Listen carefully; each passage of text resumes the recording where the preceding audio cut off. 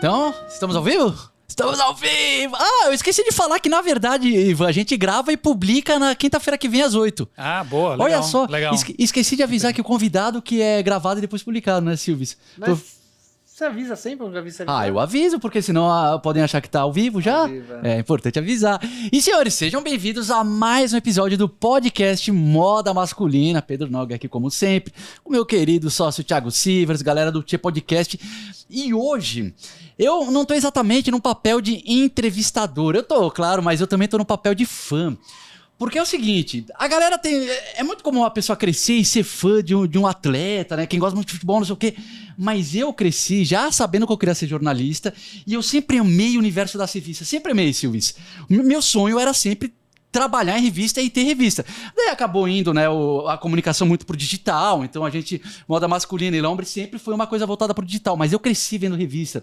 E quem tá aqui com a gente hoje é o Ivan Padilha, que é um cara que, assim, nos últimos 15, 20 anos, foi um dos maiores editores de revista do Brasil, tanto no universo de negócios, quanto no universo de moda masculina e de casual. Então, Ivan, é um prazer estar aqui contigo, cara. O prazer é meu. Pedro, Muito Thiago, obrigado. valeu, obrigado. Assim, vários amigos já vieram aqui no programa, eu sempre ficava vendo ali também, então, pô, que legal. chegou minha vez aqui. Eu- Legal, obrigado pelo convite. Imagina, a gente que agradece. Eu queria te convidar, então, para se apresentar formalmente aí pros seguidores, pra rapaziada. Claro, vamos lá. Meu nome é Ivan Padilha, eu sou jornalista, um pouco dinossauro aqui, como o Pedro falou, porque assim, eu sou da área de revista, assim, infelizmente assim, a gente cresceu, eu cresci querendo trabalhar em revista, eu me formei fiz faculdade querendo trabalhar em revista e fiquei durante toda a minha carreira, obviamente nos últimos 10 anos muito migrando também para o digital, então a gente faz um complemento, mas nunca deixei de publicar no impresso, então é o impresso com o digital ou o contrário, né? A gente pode até falar o digital com o impresso hoje, porque o nosso alcance no digital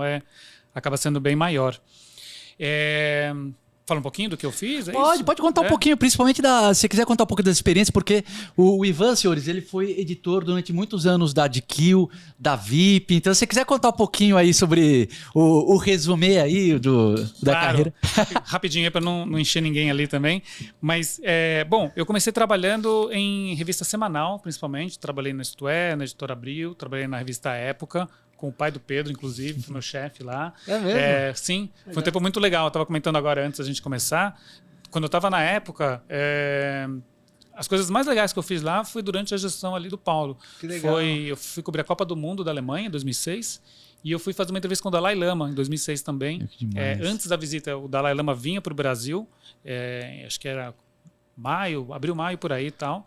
Um pouquinho antes, eles lá me encomendaram, falaram, bom, ver, porque o Dalai Lama, eles têm um escritório do Tibete no Exílio, que fica em Nova York. Então, qual era a ideia? A ideia que a gente fizesse uma entrevista com ele antes dele vir para o Brasil, para a gente aproveitar a onda dele chegando.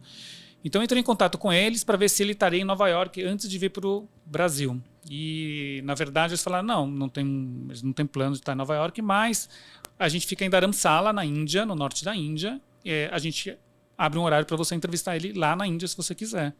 Aí, pô, claro, né? Cheguei com o pacote completo ali para os chefes. Falei, gente, ó, temos um horário, meia hora com o Dalai Lama na Índia, podemos? E, enfim, era um tempo em que ainda existia um bom investimento em jornalismo, enfim, então... Isso que eu tô pensando, imagino que delícia, orçamento, ó, pessoal, deram sala, hotel, viagem, tudo, e tinha orçamento, cara. Gente, para ir em Londres, depois para Delhi, depois um trem 12 horas, Por depois entrevista um de meia ônibus hora. mais 3 horas, exatamente. No fim, ele me deu uns 45 minutos ali, assim, então, pô, tudo isso para 45 minutos de entrevista lá. Claro, você aproveita para fazer ali o clima, Sim, conta sim. ali onde ele mora, conta a cidade, que é isso, um pedacinho do Tibete encravado ali na Índia. Então, claro que você puxa tudo isso, mas olha o investimento que se fazia, né, pra gente conseguir trazer ali uma boa história, sendo que, sei lá, um mês depois o Dalai Lama estaria no Brasil, né? E nesse tipo de viagem você foi sozinho ou você foi com uma equipe? Fui sozinho. Fotógrafo também, na época... Cara, então, aí o orçamento era para mas aí ele tem uma equipe, assim, um negócio muito bem estruturado. Então ele tinha toda uma equipe, fotografaram ele, fotografaram até eu fazendo uma entrevista com ele. A foto mais legal que eu tenho é eu entrevistando ele ali e tal. Nossa, Então, velho. bacana. Entrevistar o Dalai Lama realmente daquelas coisas que marcam a vida, né, cara? foi muito bom, foi muito, muito bacana. Ali, tá? Daí conta mais um pouquinho daí, isso aí na revista Época. Isso na revista Época, então eu fiquei em revistas semanais, fazendo um pouco geral, um pouquinho de tudo. Eu entrei na parte de estilo de vida em 2010. Eu fui para a editora Trip, me convidaram para dirigir um núcleo de revistas customizadas. Então eu fazia lá a revista da Gol, a revista do Pão de Açúcar, algumas outras, e a revista da Daslu. Falou assim, ó, você vai cuidar da revista da Daslu. A Daslu ainda era uma referência na moda, 2010, não eram todas as marcas internacionais que estavam aqui, então a Daslu sempre foi importadora, que trazia ali as marcas. A Helena Tranchesi estava viva, então. E, bom, aí me deram e falou, falei, não entendo nada de moda. Então, eu tinha uma equipe excelente ali e tal. O Fernando Luna, meu chefe, falou, não precisa entender nada, você gerencia quem entende ali, e é isso, né? E eu ia nas reuniões com eles ali, assim, com a Eliana, com a Daslu, não entendia nada, assim. Eu via os editores de moda falando, gente, mas é isso, quase não aparece roupa, tá certo, é isso mesmo? Vi os preços lá, falava, gente, não tem um zero a mais aqui não, assim, é isso mesmo que é pra fazer, assim, é desse jeito. Falou, não, é desse jeito e tal. Então foi meu primeiro contato com alta moda já, né? Essa moda e alta moda e feminino, né? Muito feminino, né? Tinha um pouquinho de masculino nessa época da Daslu ou era tipo, sei lá, 99% feminino? Puta, 95% feminino, assim, era muito pequeno. Eles faziam de vez em quando uma Daslu homem. Eu cheguei a fazer uma Daslu homem, que aí foi mais legal, né? Porque, pô, aí eles tinham uma marca própria da Daslu. Então, entrei um pouquinho na moda masculina ali com isso, mas foi muito pouco ali, né? E aí, em 2012, eu fui convidado para ir para a GQ. Fui como redator-chefe da GQ, fiquei lá quase 5 anos. Aí sim eu tive que entender de moda, né? Eu não entendia nada, não acho que entendo muito hoje, mas enfim, eu apreciava a moda como um consumidor até então, né? Tá. E aí lá tive que entrar lá para fazer realmente ali, para fazer cobertura, enfim, coordenar a equipe de moda e tudo, né? Mas uma coisa curiosa foi o seguinte, a GQ eu também conhecia de fora, né? Vendo as revistas de fora e tal. E aí quando eu fui, antes de começar, aquela coisa, você vai começar um emprego, você vai comprar roupa, né? Assim, bom, começar um emprego novo, né? Roupa nova e tal, agora preciso me vestir um pouco melhor, porque eu vou para a GQ. Mas eu peguei um guia de estilo da VIP para ver, assim, o que eu ia comprar, assim, o que eu precisava, tal, assim, né? Porque a GQ, assim, a GQ é uma baita referência em moda masculina, mas para um público já muito entendido, assim, público que já realmente já conhece, um público já mais ousado e tal. Então eu vi as GQs de fora, a GQ brasileira tinha 1 ano, mais ou menos. Mas, assim, eu me identificava com a VIP, porque na VIP era uma moda mais pé no chão, sim. assim. Mais dia a dia, né? Mais dia a dia. Então, eu vi lá, daí comprei lá uma botinha Chelsea, comprei um Oxford, comprei umas camisas, enfim. Aí, legal. Vi lá o que a VIP indicava, comprei isso para ir trabalhar na GQ. Que esse guia de estilo da VIP, meu, ainda é, porque o Ivan mostrou aqui que eles têm um guia novo que lançaram em 2012. 2022 ele vai contar. Mas, cara, é muito bom conteúdo, porque é isso que você falou, a GQ tem muito uma questão fashionista, do que tá vindo de tendência e tal. A VIP, ela ajudava a montar, né, a base, a entender, tipo, opa, como é que eu vou fazer um look pro dia a dia, básico, que funcione legal. Então, eu acho que é um complemento muito bom pro público, o conteúdo da VIP e da GQ nesse sentido. Exatamente. Aquele tempo, assim, as duas eram as grandes concorrentes. Depois abriu até lançou uma outra revista, que era a Alpha, que aí... talvez ficassem no meio do caminho entre a GQ e a VIP ali e tal. Mas as grandes referências eram essas, né? Enfim, era uma época que os sites ainda estavam engatinhando, né? Assim, vocês já tinham o Elombre, né? Mas não tinha ainda moda masculina. 2012? 2012. Começou. Quando vocês começaram, né? E moda era uma coisa muito pequena ainda. Quando a gente lançou, tava começando o público assim ver conteúdo de moda, mas na época quase nada, né, Silvio? Você lembra? Não, imagino. 2012 foi quando abriu o JK, algumas marcas vieram pra cá, assim, acho que foi aí quando se começou a se falar mais ali Sim. mesmo de moda masculina. Que bacana. Daí, então, na GQ você ficou, acho que 4... Fiquei quase 5 anos, fiquei de 2012 a 2016. Bom, aí isso, né? Enfim, aí o meu aprendizado foi VIP, beleza, mas aí entrei na GQ, aí sim, aí mergulhei na moda mesmo.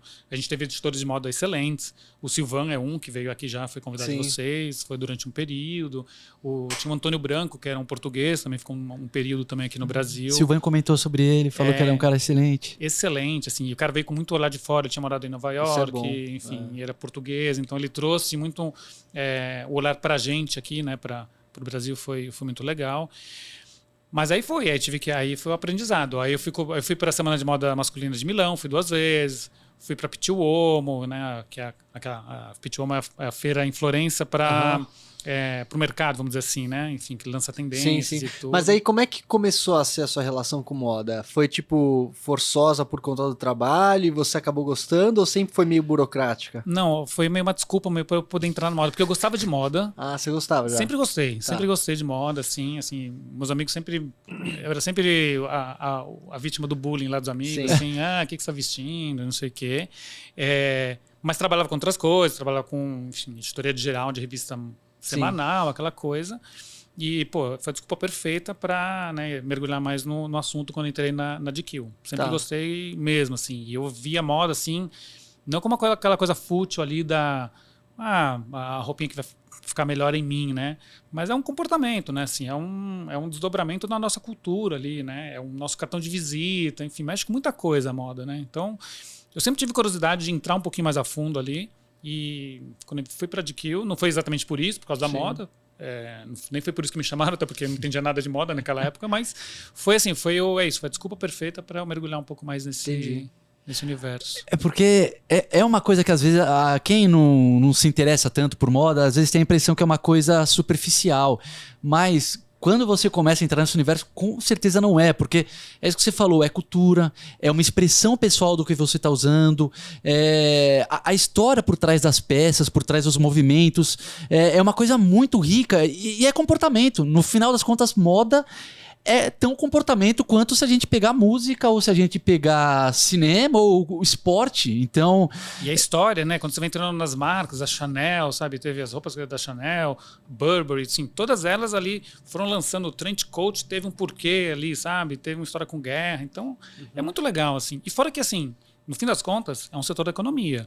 Emprega muita gente, movimenta muito dinheiro, tem muita loja aberta, enfim. Então, não dá para desprezar, assim, achar que a gente está falando só de uma roupinha, né? Ali, sabe? Verdade, sem contar a economia. Daí, então, fez praticamente um MBA, né? 4, 5 anos de GQ, imagino foi um tudo MBA. que... Aí eu entrei, assim, e foi uma época curiosa, assim, acho que vocês vão lembrar bem também, porque vocês estavam começando. Era uma época mais dandy, assim, né? Assim, a moda masculina era um pouco mais rebuscada. Então, você ia na Pitti Uomo, era tudo muito exagerado. Então, assim, as barras das calças eram muito curtas, o paletó muito justo, muito enfeite, muito lenço no bolso, muita pulseira, assim, era over, assim, né? Então, assim, era muita informação que eu precisava entender, passar isso para o público e tá inserido nisso também. Também precisava me vestir para ir na Pitti Uomo ali no fim das contas, sabe? Você usava aqueles looks na Pitti Uomo, porque o pessoal na Pitti Uomo realmente é fashionista. Você já viu as fotos, Silvis? As cores. Você usava, Cara, né, eu não chegava tanto assim. Eu me esforçava ali, assim, chegava perto ali, mas não, assim, então.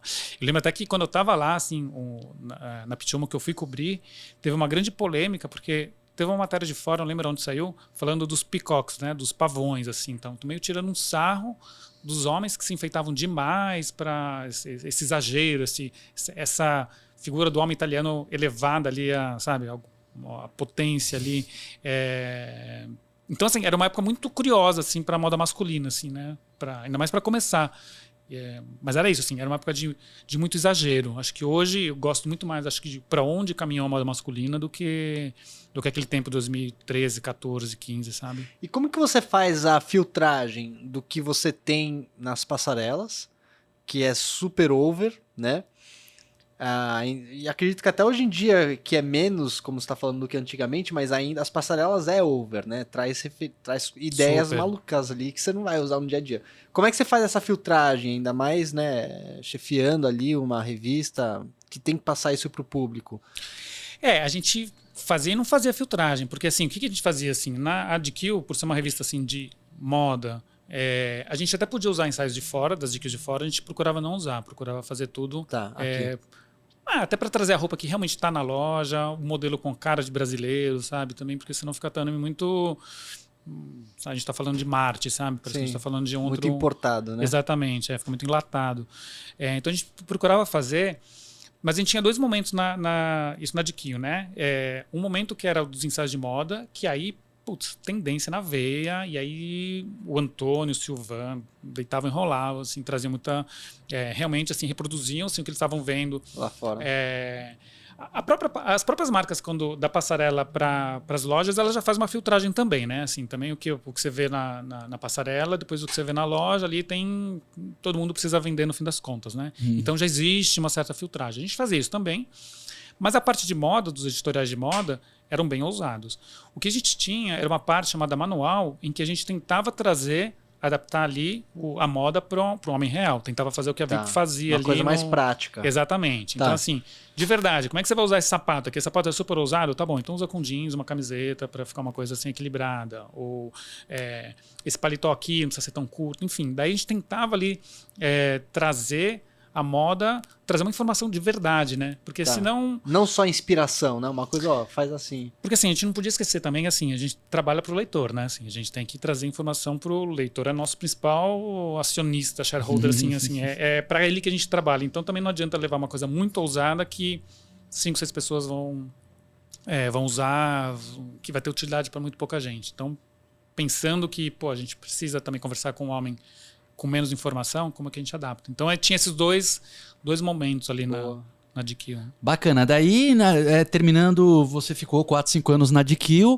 e partiu para o próximo projeto. O projeto foi a VIP, justamente assim. Me chamaram na VIP, o Sérgio Guerkman era um diretor de núcleo na época, ele me chamou porque eles estavam querendo... Aí é curioso, né? Porque aí é uma coisa de comportamento masculino mesmo mudando, né? Então, era 2016... A VIP foi super importante, vendia horrores ali e tal. Até foi um lançamento do seu pai, se eu não me engano. Enfim, então... ela estava bem, assim, nos anos 2000, estava bem de acordo, assim, com como era o homem então, como era a sociedade então. O que a VIP fazia, assim? Ela colocava sempre mulher na capa, tinha umas chamadas mais apelativas, era muito essa pegada, assim, o esporte e tal. Então, enfim, era uma coisa muito voltada para o hétero, muito voltada ali para o comportamento masculino dos anos 2000. 2016, em que pé que estava a revista, assim, a VIP? Eu falo revista até porque o digital era muito fraco também da VIP nesse tempo ali. Ela estava fora do contexto, porque ela estava falando ainda de mulher de biquíni na capa, anunciante tinha corrido, tinha ido embora. Então, tinha um público muito fiel, uma coisa que me surpreendeu muito, assim, quando eu entrei, tinha um fã-clube da VIP ali, assim, enorme e muito, muito fiel. Os caras tinham todas as edições e tal. Mas me chamaram para dar uma guinada, assim, ajudar a reposicionar a VIP ali. Então, trazer homem na capa, por exemplo, tirar um pouco da apelação. Não daria para tirar a mulher de cara da revista, porque uma coisa é reposicionar, outra coisa é lançar outro título daí, né? Enfim, então, vamos entender que, assim... Então, mas como a gente... a ideia era, assim, como deixar mais atualizada, mais atual, mais contemporânea, um título que foi tão importante ali para o público masculino. Então a gente começou a colocar homem na capa. O primeiro homem na capa foi em 2017, foi Abílio Diniz. E foi uma gritaria, assim para esse público que estava acostumado com a VIP ali, foi um negócio, assim, parecia assim, que eu tinha assaltado a mãe deles. Era ofensivo Pecado. até. E para um outro público não. Para outro público falou assim, poxa, que bom. Então, uma história, a gente colocou o Abílio Diniz, por quê? Porque também era um executivo, era um cara que foi pai outra vez aos 70 anos. Ele falava na entrevista que ele começou a trocar fralda pela primeira vez com 70 anos, porque...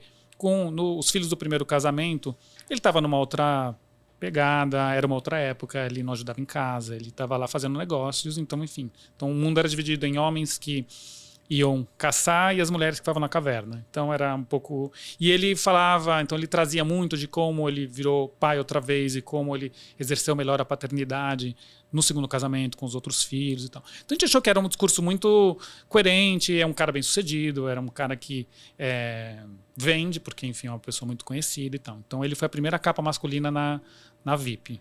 E isso foi mais ou menos na época também que a Playboy estava fazendo, também, tirando nudez ou mexendo no formato, estava tendo muito esse debate sobre a importância do conteúdo jornalístico assim para homem, né? Que tipo de conteúdo fazer. Exatamente. Acho que foi quando acho que a Abril rescindiu o contrato com a Playboy, teve uma outra editora que começou a publicar Playboy, mas foi bem isso mesmo, assim, foi bem essa coisa. Então a gente mudou a VIP nesse sentido. O que não mudou, o que foi muito legal, a parte da moda foi isso, assim, eu entrei na VIP e essa parte da moda foi muito bacana, trabalhar a moda, uma moda mais voltada para o homem do dia a dia mesmo, ali. Tá. Menos fashionista. Mas foi legal também, porque assim, também acho que tentei trazer um pouco também do que aprendi ali na GQ, um pouco da sofisticação da GQ, trazer um pouco ali para a VIP, para o dia a dia. Então, para a parte de moda também foi um desafio bem interessante. E como é que foi essa recepção? Você falou que teve esse fã-clube da VIP, os caras ficaram loucos, mas que, por outro lado, muitas outras pessoas acharam legal, né? Como é que você colocaria o balanço aí da aceitação versus rejeição dessa mudança? Porque é uma coisa muito grande. Realmente a VIP passou, sei lá, 15, 20 anos fazendo uma coisa bem pro um homem bem jovem, uma coisa com mulher na capa, ensaio, biquíni, não sei o quê. E de repente traz um homem empresário, né? Eu imagino que também vocês tenham feito uma mudança um pouco na idade do público-alvo.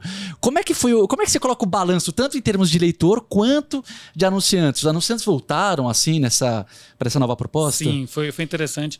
Bom, vamos entender que assim, 2012, 13, 14, 15, assim, as revistas que já foram, né, que eram o principal meio, talvez, de comunicação para alguns assuntos, como moda, por exemplo, já vinham caindo, né? Assim, a circulação das revistas vinha caindo. Foi a época que os sites começaram a ganhar força, o digital começou a ganhar muita força, vocês sabem bem disso. O Instagram começou a ganhar força e tal. Então, assim, é difícil avaliar em termos de leitor, assim, como foi. O que a gente tinha, assim, feedbacks de um, feedback de outros. Essa edição do Abílio vendeu muito, então eu posso até errar nos números, tá? Mas assim, eu acho que assim, a tiragem da VIP, então, era uns 35 mil, essa do Abílio vendeu 45 mil, deu um pico. Legal, assim, cara. tal. Depois ela voltou a cair, enfim, e aí dependendo da capa vendia mais ou menos, a gente começou a alternar homens e mulheres e tal. Então é difícil entender assim, a parte de leitor, assim, qual foi a aceitação, porque talvez se fosse 10 anos antes a gente conseguiria avaliar melhor. Bom, caiu circulação, aumentou a circulação. Então tinha um parâmetro bem simples. Você tinha outros fatores influenciando, que era a internet nesse momento, que difícil medir exatamente a mudança do editorial, o impacto. Entendi. Exatamente. E o online da VIP, assim como de várias edições da Abril na época, era muito fraco. Assim, não existia um investimento muito grande A gente tentou fazer, mas também era uma época já com menos recurso e tal. Então, o leitor, eu coloco uma balança que, sei lá, agradou uns, desagradou outros. Ali a gente foi meio... mas assim, a gente já sabia disso, era um risco calculado, na hora que a gente fez esse posicionamento. A Abril tinha muita pesquisa naquela época, tinha um departamento de pesquisa bem forte, a gente fez bastante pesquisa antes. Tinha uma agência de publicidade trabalhando com a agência, a gente ficou com a gente, então a gente fez campanhas. Então, assim, foi bem preparado, a gente sabia que tinha esse risco e que talvez a gente perdesse, no fim das contas, o leitor. Mas na conta estava a parte dos anunciantes. E isso a gente conseguiu trazer muito anunciante bom e trazer novos anunciantes. Então, por exemplo, a parte de relojoaria a gente entrou muito forte. Então, Panerai, IWC, Rolex, Montblanc, isso aí a gente conseguiu trazer. Porque a gente trouxe aí matérias um pouco mais sofisticadas, trouxe ali uma sofisticação ali para o título ali, que foi importante para essas marcas. Trouxe marcas nacionais de moda, trouxe marcas internacionais. Então a gente trouxe Armani, por exemplo, que foi muito legal. Calvin Klein foi muito legal, porque... Bom, daqui a pouquinho eu já vou falar do guia de estilo da VIP ali também, que é uma parte que eu sei que vocês gostam. Nossa, eu tenho 200 perguntas sobre o guia de estilo. Mas o guia de estilo da VIP, por exemplo, em 2017, 2018, ela teve um patrocínio da Calvin Klein. Então teve um Calvin Klein escrito na capa. O que abriu também já, na época assim, quando isso foi pro mercado, a Calvin Klein quis colocar o logo na capa, foi um negócio assim, a Abril nunca tinha feito isso. Então, lá dentro foi aquele negócio, não, mas a Abril não faz isso e tal. E aí, no fim das contas, a gente ponderou, falou, o seguinte, tem esse dinheiro aqui na mesa. Abrimos mão desse dinheiro e não colocamos o logo na capa. O que vai mudar exatamente um logo na capa em termos de conteúdo, em termos de credibilidade? E no fim das contas entrou. Então, enfim, Calvin Klein foi, por exemplo, uma marca muito forte que entrou. Lacoste, enfim. Então, na parte de publicidade, sim, a gente deu um salto ali na parte de publicidade ali em pouco tempo. Pô, legal, foi uma bela sacada. Ô Silvio, se eu não estiver dando espaço pra você perguntar, cara, que pra mim começa a ter esse papo de jornalismo, eu quero perguntar tudo, entendeu, velho? Então se eu estiver falando demais aqui, pergunta, você me dá uma cotovelada. Cara, mas que bacana. Então daí, aí pegou também, junto com essa mudança, Ivan, a editora Abril começando a ter ali alguns problemas financeiros, né? Sim. Como é que foi, além de lidar com a mudança no posicionamento da revista, lidar com essa nova realidade da Abril, que assim, o orçamento mais baixo, né? Como é que foi isso? Bom, primeiro que quando eu saí da Condé Nast para ir para a editora Abril, acharam que eu tinha enlouquecido. Eu falava, você tá louco? Tá? Porque realmente a Condé Nast era uma editora muito rentável, muito sólida, enfim, tem a gestão do Fred Cachar, enfim, tá ali bem ou mal uma joint venture com a Globo, enfim. Então ela estava muito num bom momento. A Vogue é uma potência, né? E ela está muito bem estabelecida. A Abril já estava dando sinais ali de que, assim, a coisa já estava bem mal. Bom, depois em 2018 ela entrou em recuperação judicial. Eu até achei que ia durar um pouco mais. Eu fui sabendo que era um período, mas achei muito legal o desafio de reposicionar a VIP. Mas realmente, assim, a Abril já estava assim, e era visível. Assim, a parte de estrutura, era muito... ainda tinha algumas coisas, por exemplo, isso. Tinha uma parte de pesquisa muito bem estabelecida que ainda não tinha sido desmantelada, o que era muito legal. Então a gente conseguiu usar isso. Ainda tinha verba de marketing, enfim, tinha algumas coisas, mas você percebia já que, para quem viveu Abril no auge, já não era, sabe, não chegava perto do que já tinha sido. Que engraçado, porque a minha sensação, assim, olhando de fora, é que a Globo soube muito bem se reinventar nesse sentido, assim, com estratégia online bem forte, os aplicativos, a Globo tem, sabe, tem uma Netflix própria deles, a Folha de São Paulo, sabe, foi muito forte pra internet, com tudo. O Estadão, algumas editoras foram, né, conseguiram pegar a vibe, mas, e me deixou muito triste, porque, cara, eu cresci vendo Abril e não só VIP, né? Mas pra mim Abril era, meu Deus, entendeu? Eu passava lá na ponte e via aquele prédio, cara, pra mim era tipo, um império nossa mesmo. Senhora, sabe? Era tipo um templo. Então eu sempre acompanhava e tinha assim, pô, mas uma hora Abril vai fazer, mas eu senti que não conseguiu acompanhar muito esse timing digital. Exato. Foram, acho que vários erros ali que foram se somando ali também. Então o digital com certeza foi um deles, assim, não ter ido mais forte pro digital. E no fim das contas, assim, era tudo muito grande, né? Então, por exemplo, a VIP a gente passou, a gente tinha, estava no vermelho, a gente conseguiu colocar ela no azul. Mas em 2018, quando ela entrou em recuperação judicial, que aí a editora resolveu fechar vários títulos, precisou fechar vários títulos, a VIP foi junto ali também. Mesmo já estando mais no superávit ali. Então, foi penalizada, acabou sendo penalizada ali nesse momento ali da Abril mesmo. Como é que foi isso? Você ainda estava na VIP quando fechou e daí depois foi comprada? Porque teve uma mudança ali meio muito doida, né? Eu tenho essa coisa no currículo triste, mas eu fui a pessoa que fechou a VIP no fim das contas. Assim, fui o diretor que acabou fechando a VIP. Porque foi isso, em 2018, Abril entrou em recuperação judicial. E ela precisou, assim, fechou a L, fechou a Cosmopolitan, fechou a VIP, fechou uma série de títulos, ficou com alguns. Nessa época, o que aconteceu? A gente acabou criando, foi até a ideia da Alexandra Zapparoli na época, que era a diretora, nossa CEO, né, nossa diretora editorial e cuidava do comercial, marketing também. O que ela pensou? Ela falou, bom, a VIP nasceu da Exame. A Exame, nos anos 80, ela dava algumas matérias de estilo de vida e resolveu-se criar um caderno VIP, que no começo era encartado, depois ela virou uma revista. Então a ideia dela foi, para a gente não perder esse conteúdo que a gente vinha fazendo e não perder os anunciantes que a gente tinha conseguido trazer, então a ideia foi, vamos voltar para a Exame. Então vamos criar um caderno na Exame com esse conteúdo. Isso ainda dentro da editora Abril? Isso dentro da Abril ainda, em 2018. Então, o André Laos era o diretor da Exame, ele já tinha uma ideia de fazer uma coisa um pouco mais de estilo de vida. Ele queria fazer mais uma coisa mais de cultura, na verdade. Então, a gente trouxe ali outras coisas. Então, a gente criou esse caderno dentro da Exame. Então, virou Exame VIP no começo. E a gente foi bem sucedido. Então, para os anunciantes até não foi mau negócio, porque a VIP tinha uma circulação mais nichada. A Exame era muito maior, falava com um público mais qualificado. Então, no fim das contas... Você acaba atingindo esse público também. Exatamente. Então, a gente passou um conteúdo ali de estilo de vida e que tinha muita moda para um público mais qualificado, com uma tiragem maior. Então, nesse sentido, até... Mas existe como você fazer uma análise do quanto que esse público tem aproveitado esse conteúdo que está... Hoje tem, porque hoje... Bom, depois a Exame acabou sendo vendida, hoje ela faz parte do grupo BTG.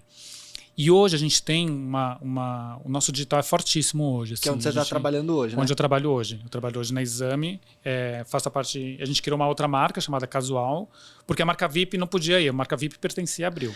Essa é a pergunta que eu ia fazer pra você. Então foi por isso que mudou o nome pra Exame Casual Foi. e não Exame VIP. Exatamente. Então a gente criou esse caderno em 2018, ficou 2018 e 2019 um caderno Exame VIP na Exame. E Mas o exame era da Abril também. era...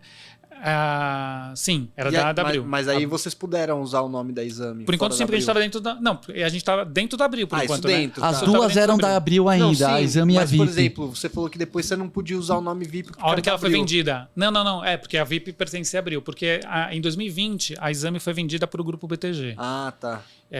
Fazia E ele parte... não podia comprar a VIP também? Eles resolveram não comprar, assim. Foi uma decisão de não Entendi. comprar, assim. Compraram Acho que só não a valeria a Exame. pena. Hoje, inclusive, eu acho que o título é da Abril. Se alguém quiser publicar VIP, eu acho que se a Abril quiser relançar o título Entendi. VIP, eu acho que ela pode. Porque o nome ficou lá. Desde o começo, quando a gente foi, quando o BTG comprou o Exame, aí eu fui junto com a equipe, né, da Exame, fui para o BTG. De cara, a gente já teve que mudar o nome, já não pôde usar a VIP, usou estilo de vida. E depois a gente foi procurar um nome. Então a gente contratou uma agência para ver um nome para essa parte de estilo de vida. Caramba, contratou uma agência só pro nome. Exatamente. É um nome fundamental. De branding, assim, né? Então, pô, foi muito teste, muito nome testado, assim. Que loucura. E uns nomes horríveis, outros mais legais. Qual que era o pior? Fala, vai, fala o pior, vai. Pela sua cara você deve lembrar algum bruto. Putz, deixa eu lembrar. Assim, tinha os nomes em inglês, eu já tinha um negócio assim, falei, gente, né? Assim, temos uma língua tão bonita, o português, né? Mas assim, tinha uma ala ali que queria um nome em inglês ali e tal. Então, tinha um que era...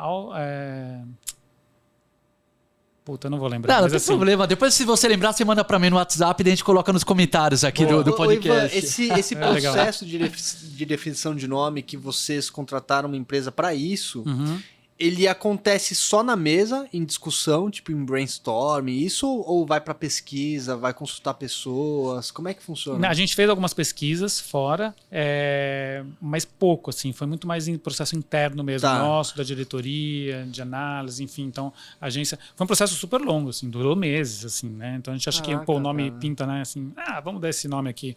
Nesse caso, foi muito legal.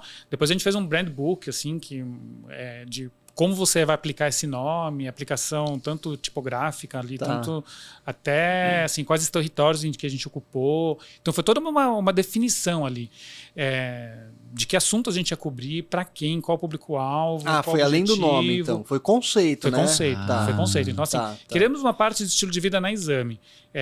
Já temos algo hoje que foi sendo aquela coisa intuitiva, foi indo para cá, para lá e tal. Agora é o momento de sentar e definir o que a gente quer da parte de estilo de vida para Exame, pensando que a gente está falando agora com o público executivo, empreendedor, empresário. Então, assim, qual a parte de estilo de vida cabe para ele? E, por exemplo, uma coisa fundamental foi, até então, a VIP era uma revista masculina. Quando a VIP entrou na Exame, aquela coisa meio, vamos fazendo e tal. O público hoje da Exame é meio a meio quase, praticamente, homens e mulheres. Então a gente não dá para fazer só um caderno de Sim, masculino, comportamento masculino ali, sim. Então a gente tem que conversar assim, estilo de vida para homens e mulheres. Mas você disse que hoje em dia é meio a meio. Antigamente era muito... essa Não. proporção era muito alterada? Talvez mais atrás, assim, acontece assim, a Exame, acho que veículos de negócio em geral, né? Elas têm uma imagem, o que é um preconceito, que é horroroso, assim, mas elas têm uma imagem de ser mais voltado para um público masculino. E é estrutural, por quê? Porque quando você vai fotografar o CEO de uma empresa, geralmente ele é homem, branco, enfim. Então, assim, você pega os veículos de negócios, as matérias, os jornais, tem um monte de homem branco, assim, antes Sim. engravatado, agora não se usa mais tanto gravata, né? Então agora é camiseta preta. Mas, Verdade, né? Virou um novo... mas um monte de homem, você vê no fim das contas. Então fica uma imagem de que, Sim. não, estamos falando mais com homem do que com mulher. E que não é absolutamente verdade. E isso é um assunto delicado esse, né? Isso dentro da empresa se discute, como Muito. conversar com todos os públicos. Muito. E como Porque eu acho que, desculpa te interromper, mas pelo fato de ter essa questão estrutural, às vezes se você não para pensar e discutir, você tende a se comunicar só com esse público, né? Exatamente, exatamente. Não, isso é uma coisa sempre foi muito discutida. Na Abril também era assim, né? Assim, poxa, vamos, sabe, precisamos mostrar que a gente está falando com esse público também. É mais uma coisa de... Porque a gente falava, mas acontece que é isso. na hora de fazer um retrato, era isso, era o homem branco que aparecia. Então, como a gente mostra que a gente está conversando com todo mundo, que a gente está trazendo que economia, finanças, negócios, são temas gerais, enfim, não é? Isso não é nada, não é nichado, não é definido por gênero nem nada. E tá tendo uma mudança, ainda bem, né, que tá tendo essa mudança. Eu vi que, inclusive, no primeiro turno das eleições, aumentou a bancada feminina, representantes trans também. Então, eu vejo assim, né, eu não sou um cara que acompanha assim diariamente negócios, mas eu gosto de, uma vez por semana, dar uma zapeada. Eu vi que SEOs, executivos, tá aumentando muito o número de mulher. Eu acho que é uma mudança muito interessante, muito importante, mais do que interessante, é fundamental. É a preocupação das empresas hoje. É necessário, exato. Diversidade hoje é a palavra das empresas. As empresas precisam trazer diversidade, e para tudo. Não agora, falando você sabe de que gênero. isso aqui é interessante. Agora, que você falou em diversidade, outro dia a gente estava conversando com o Ernesto Xavier, Sim. E, cara, ele falou que mais do que diversidade, é importante as empresas trabalharem em inclusão. Exatamente. Né? Porque eu achei legal esse jogo de conceitos que ele trouxe, que representa uma coisa muito importante, né? Diversidade é você colocar pessoas diversas na empresa. Inclusão é você dar poder também para as pessoas diversas, né? Tem aquela frase que eles falam assim, né? Diversidade é chamar para festa, inclusão é chamar para dançar, né? Tirar para dançar. É isso. Gostei assim, dessa frase. Porque acontece muito, assim, acho que as empresas estão aprendendo. Contratar, você pegar, abrir o processo de seleção, trazer gente diversa, até ok, você consegue fazer. Quando essa pessoa entra na empresa, como é que você dá, enfim, se os funcionários, se os colegas de mesa viram a cara para ele, não chama para almoçar, boicotam na hora de fazer um projeto, enfim, então qual a diversidade que você está trazendo, né? É isso mesmo. Aliás, como a gente tem um Elombre Moda Masculina há 10 anos e a gente sempre foi assim, uma equipe pequena, 5, 10 pessoas, 12, 10 vezes boa, mas sempre pequeno, a gente nunca...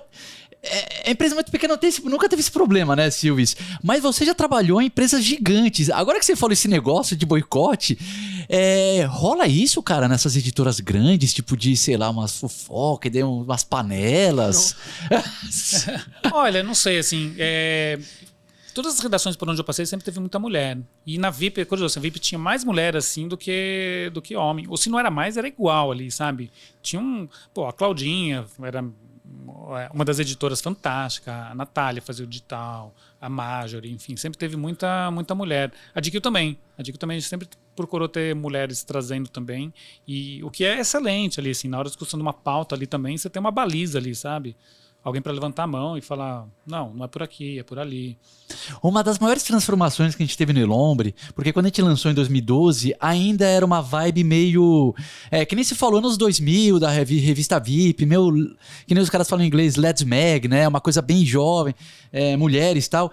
E daí eu comecei a namorar a Bárbara, minha esposa hoje, e em um certo momento, ela não sei o que, foi ajudar a gente a cuidar da área de moda, porque ela era formada em moda, e daí ela começou a dar altos enquadros, tipo na gente, em mim, assim, falando, mas isso aqui é machista, e a gente não entendia, mas espera aí, é só uma foto da mulher, não sei o que, daí ela começou a falar, e daí dela falar, você começa, quando você tem a pessoa falando, você começa a falar, não, mas peraí, mas por que? Explica. Eles falam, não, talvez seja. No começo você sempre tem a resistência. Não, você quer explicar. Não é. Mas depois você fala, não, mas será que é? Não sei o quê. E daí, então, a gente teve essa mudança, assim, de ter mulher na redação, e daí depois vieram outras. Cara, mudou completamente o tom que a gente era. Completamente. Eu hoje me considero um feminista. Pedrão,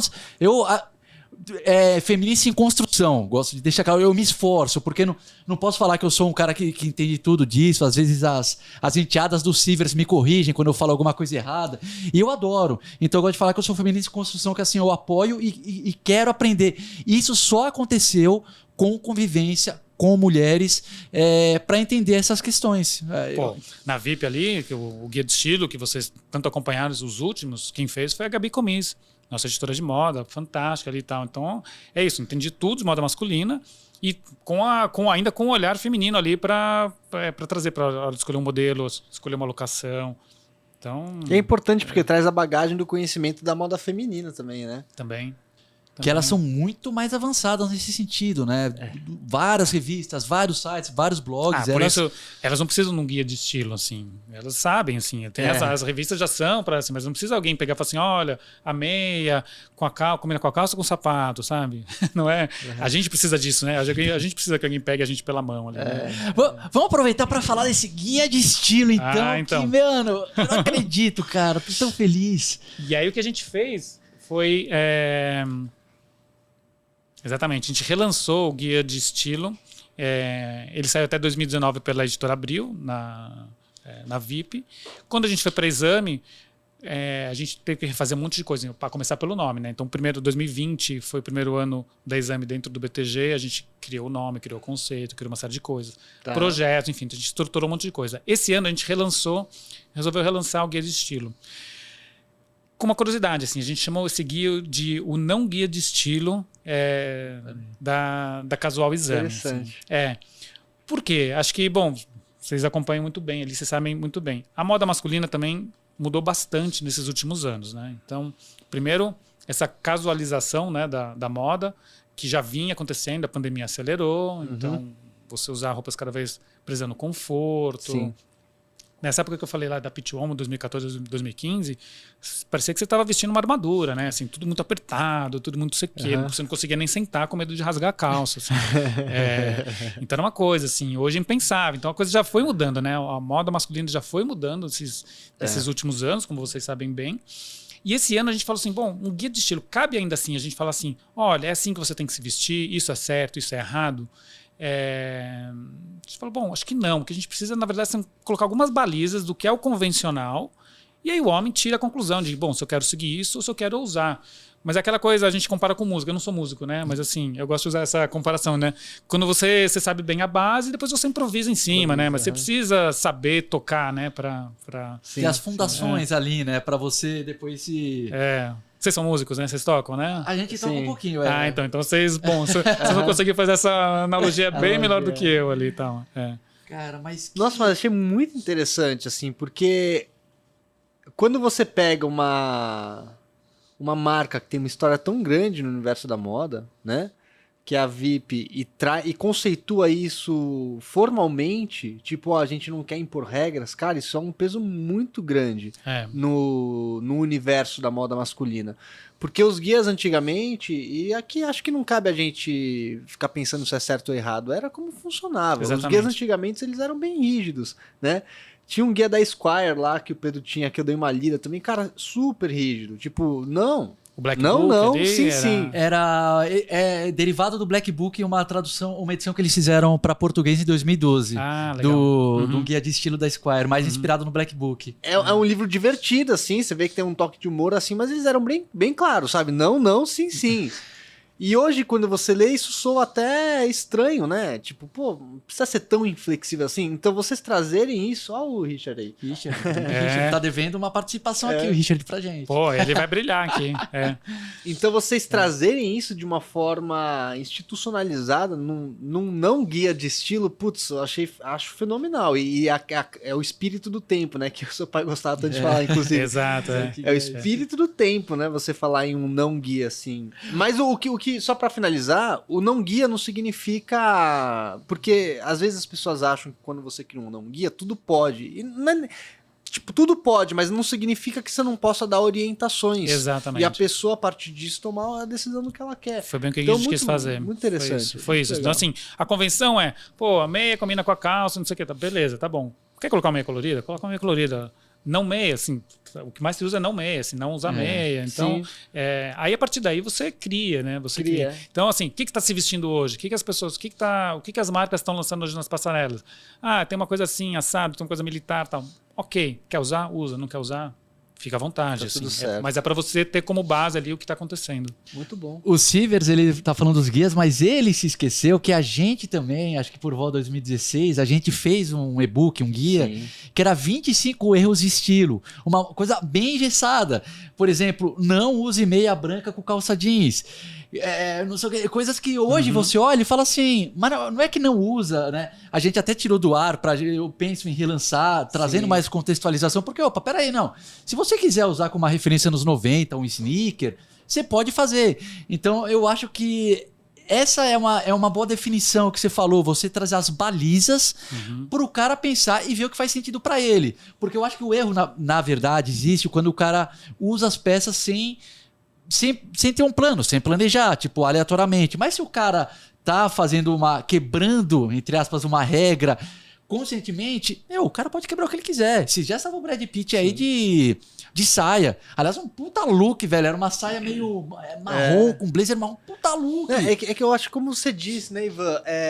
A pandemia acelerou muito esse processo de transformação.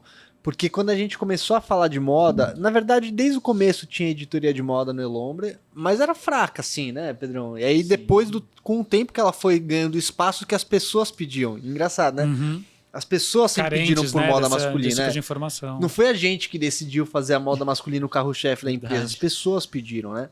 Então, mas isso, sei lá em 2015, 2016, a gente era muito rígido no nosso conteúdo de moda. Era bem quadrado, assim. O tradicional nas revistas é assim, os do's and don'ts ali, sabe? Assim, É o isso, xizinho é isso. e o E certinho tem uma coisa ali, também, é o que mais vende.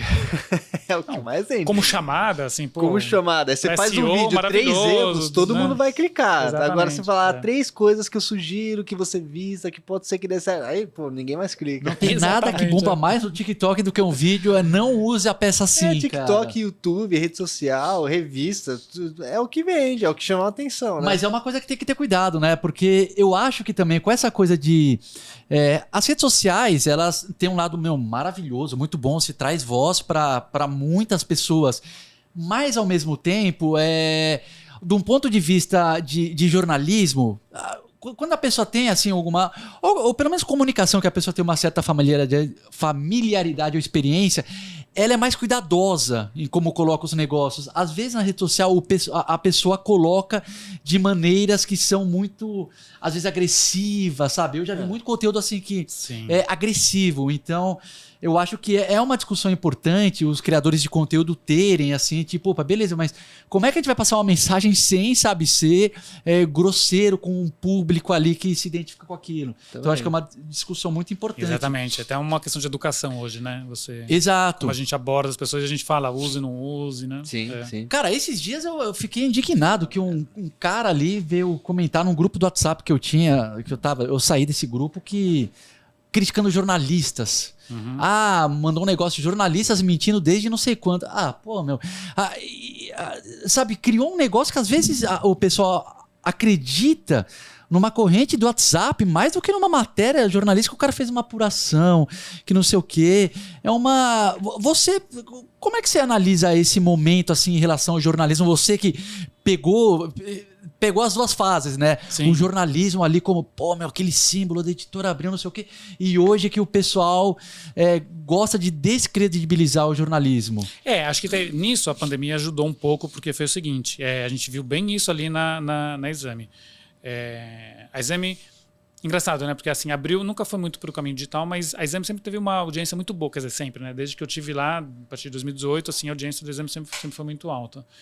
2020, a audiência, acho que como da Exame e de outros veículos, explodiu muito. Por quê? Porque tinha um vírus novo, as pessoas estavam apavoradas, enfim. E as pessoas foram atrás de informação confiável. E aí, a informação confiável para elas eram os veículos tradicionais de jornalismo. Então, esse foi o momento ali, assim, acho que de volta de credibilidade um pouco ali. Espera, desculpa, o microfone? O microfone do seu... tá na frente dele? Tá, desculpa. Então, acho que esse foi o momento ali em que os veículos ganharam credibilidade. Mas eles estão danificados. A imagem está danificada mesmo, assim, tem mesmo isso. Também por uma série de questões. Por erros também, de veículos, erros editoriais, erros de avaliação ali, tem isso. Tem explosão de mídias independentes, assim, então você tem hoje bons veículos de mídia independente. Apesar de que, assim, o jornalismo é caro, né? Assim, jornalismo para você fazer é caro, demanda tempo. Então, você vai ver, assim, os furos, quem acaba dando é quem tem condições de colocar um repórter ali investigando, às vezes sem publicar durante um tempão, mas para achar ali uma informação. Então, o que acaba aparecendo de política, ali, de denúncia, acabam vindo dos veículos tradicionais, que é quem consegue ainda ter ter um bom investimento nisso. E o conteúdo aqui vocês têm na internet também? Esse a gente tem na internet. A gente tem na internet. O que a gente fez com esse guia? Ele foi encartado, a gente tem uma edição especial chamada Exame CEO, que essa aqui é uma edição trimestral. Ela vai para um mailing de executivos, C-Level, um mailing que é da Exame, do BTG. São 5 mil hoje, a maioria CEOs, né? Então ela é trimestral e ela tem o patrocínio da Salesforce. Então isso já era um produto que a gente tinha em casa.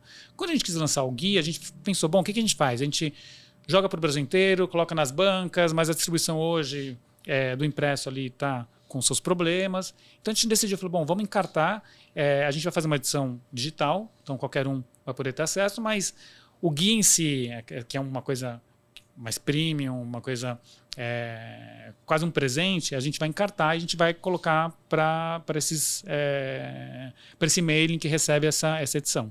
Então foi isso que a gente fez. Entendi. Mas ela está hoje no online, sim. Legal. Então ela tem... É isso que eu estava vendo antes. Ela tem, mas ela é em versão de matérias, assim, você clica, né? Vocês não chegaram a lançar, por exemplo, um PDFzinho que a galera com essa diagramação, porque, pô, isso ia ficar legal. Pode ser para uma próxima, boa ideia.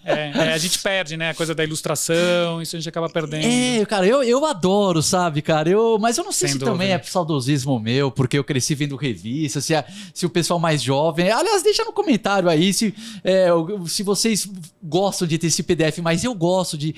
Ainda quando eu vou ver uma revista, às vezes eu gosto de baixar o PDF dela e ler no smartphone e tal, mas eu acho que eu tô ficando meio dinossauro também, né? Sei lá, vamos exercer, né? Não, mas sem dúvida, assim, né? Porque isso é pensado de um jeito, a ilustração pra cá, pra lá, enfim, né? O fluxo, o flow ali das matérias, né? Assim, a revista é um produto bem acabado, né? Você não vai colocando uma matéria atrás da outra, a revista é uma experiência, cara? É uma experiência. Isso daqui, eu já tô perdido aqui. Vocês estão conversando, tô vendo. E assim, olha, eu vou falar, e aí eu posso falar mesmo pelos nossos seguidores, porque eu já conversei muito sobre isso. Os caras adoram o guia de estilo da VIP. Eu adoro também, sempre recomendo. Quando a galera tá começando a se interessar por moda, eu falo assim, você precisa ler o guia de estilo da VIP. Eu falo, você compra usado 2019, não tem problema, 2018, seja 2017... Você compra para você dar uma olhada e ter as bases e depois ir avançando ali, que nem a gente falou, né? Encontrar o seu estilo mais... Sempre falo e a galera adora. E quando eu vi que lançou esse 2022, eu procurei, meu Deus, será a Amazon? Onde é que eu acho o Mercado Livre e tal? Eu fiquei procurando muito. E ninguém, eu acho, colocou para vender usado. Mas os outros você encontra? Encontra usado. É usado? Então, eu tentei comprar esse usado também, porque eu falei, às vezes um cara conseguiu esse e colocou para vender, sei lá, no Enjoei. Tentei comprar. Ninguém colocou. Todo o seu mailing é 5 mil, né? 5 mil. O mailing aqui a galera tá aproveitando, porque ninguém pegou e colocou no enjoei.com.br, velho. Eu teria comprado se eu achasse. E uma coisa assim, as fontes nacionais nichadas também são muito interessantes. Por exemplo, a gente tá com grandes alfaiates aqui no Brasil. Sim. Tem assim caras incríveis, que inclusive a gente tá conversando para trazer aqui. Tem alguns cursos de tecido que são umas coisas impressionantes, cara. Esses tempos a Bárbara, minha esposa que trabalha lá no Moda Masculina com a gente, ela fez, eu acho que era Ana Scalé, eu não lembro, mas ela tem assim 20 anos de experiência no mercado têxtil e ela faz um curso e daí ensina tudo. Então eu acho que esse é um ponto bom que as mídias digitais trouxeram também. As pessoas, os especialistas em cada pequenos nichos assim, né? Coisas bem nichadas, conseguem levar o trabalho, mostrar, seja com post, né? Texto, vídeo, curso. Então eu acho que hoje em dia a gente tem, ainda mais na moda masculina, uma explosão de bons materiais, bons especialistas aí opinando sobre o assunto. E tem uma outra coisa também, assim, vocês acompanham também, as marcas hoje também estão virando produtoras de conteúdo. Então você vê assim, a Oficina, por exemplo, tem lá um blog, o Silvão mesmo faz os vídeos, então eles fazem conteúdo, a Aramis tem ali um hub também de conteúdo. Então você vai vendo assim, as marcas, elas também estão nessa pegada ali de informar, né? Assim, claro que é pro negócio deles, obviamente, né? Porque eles estão mostrando, mas é uma fonte de conteúdo muito boa também. É verdade, até porque a Aramis realmente, eles estão com um blog, o Aramis Way, porque você tem ao mesmo tempo um criador de conteúdo, mas o cara tá do lado um estilista, né? E do outro lado um modelista, e do outro lado o cara comprou tecido. Então o cara tem as fontes de uma maneira primária ali que jornalisticamente muito rica, né? É muito rica, assim. Não, e até extrapolando um pouco. Então, tem uma marca de calçado. Pode falar a marca aqui? Pode, assim? claro. Uma marca de calçado que eu gosto muito, que é a Lowe. A Lowe, se você entrar lá, eles assim, eles mostram um look completo, assim, como usar o sapato. O sapato, você vê, assim, no fim das contas, tá lá do tamanho que tem que ter um sapato dentro de um look ali, assim, né? Mas você olha, eu adoro, assim, eu falo pra Lívia ali, que é fundadora, eu falo, nossa, adoro ver as suas referências de moda ali, porque... Você tá falando no site? Do site. Você já entrou? A Lowe tem um blog, Sivers, que dá que dá dicas assim básicas também de estilo. Pô, esse sapato usa com isso, usa com aquilo. Mas mesmo o lookbook mesmo, sabe? O lookbook deles, assim, você vê assim, as fotos de campanha deles, assim, são super legais. Ela pega uma equipe sempre de primeira ali. Então, é muita coisa bacana ali que você vê assim. Você fala, pô, às vezes você se inspira. Você não tá nem procurando sapato, mas nossa, mas isso aqui já serviu pra mim, sabe? Já pegou a dica, fonte, já. Né? Exatamente. É uma fonte de informação também. Não, a Lowe é uma marca fera mesmo. E então, daí, ó, a pergunta importante. Por enquanto, quem quiser o guia atualizado aqui da Exame Casual é o online mesmo. Ainda não tem tipo para comprar. Não tem para comprar, mas olha, se alguém começar a escrever, tiver demanda, a gente faz ali uma tiragem ali e coloca a venda. Então peraí, vamos, deixa eu compartilhar aqui com vocês o WhatsApp do Ivan. Isso. Não, manda no Insta. Vamos mandar DM no Instagram do Ivan. É @Ivan Padilla com 2 L's. Ivan.padilla1. Ponto Padilla1. É muito difícil hoje em dia a gente conseguir o nosso @ exato, né? Tem um @Ivan Padilla. O que aconteceu? Comecei no Instagram, né? Você colocava lá foto do meu filho, não sei o que, aquela coisa assim, fofinha, legal e tal. Chegou um momento, eu tava na Condé Nast, inclusive, assim, que é uma orientação de fora da Condé Nast, tinha um momento que eu falei assim, bom, todo mundo tem que ter um perfil aberto, e era fechado, né? Assim, um perfil aberto de... É um cartão de visita que você tem, né? Afinal das contas, né? E a gente não sabia muito como lidar naquela época. Eu criei um outro Instagram até uma bobagem hoje, né? Porque hoje nesse outro Instagram eu também coloco foto do meu filho, enfim. Sim. Então, mas fiquei com 2 Instagrams, na verdade. Mas no seu profissional você sabe que você consegue trocar os arrobas. Mas eu consigo juntar tudo em um? Não, conteúdo não. Conteúdo e seguidores não. Então. Tá. Você continua com o seu pessoal ativo também, para tipo família, amigos. Quase inativo, na verdade, né? Tá lá encostado ali assim, tá, né? Entendi. Então mantive os dois. Né? Não, juntar não. Você consegue trocar o arroba que tá no pessoal pro profissional. Sim, né?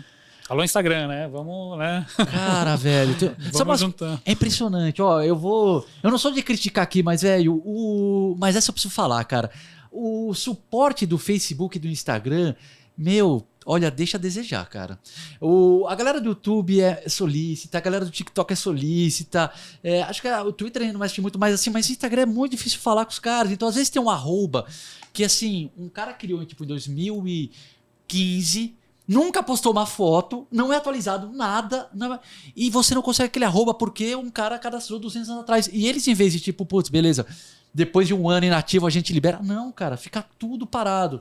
E você tenta ganhar às vezes, aquele estrelinha, né? Estrelinha autenticada é difícil pra caramba. O que eu vejo gente também que tipo, perdeu a conta e não consegue falar com o Instagram pra entender por que nem nada. Cara, é uma loucura. Então, os caras precisam dar uma melhorada, velho. Pois é.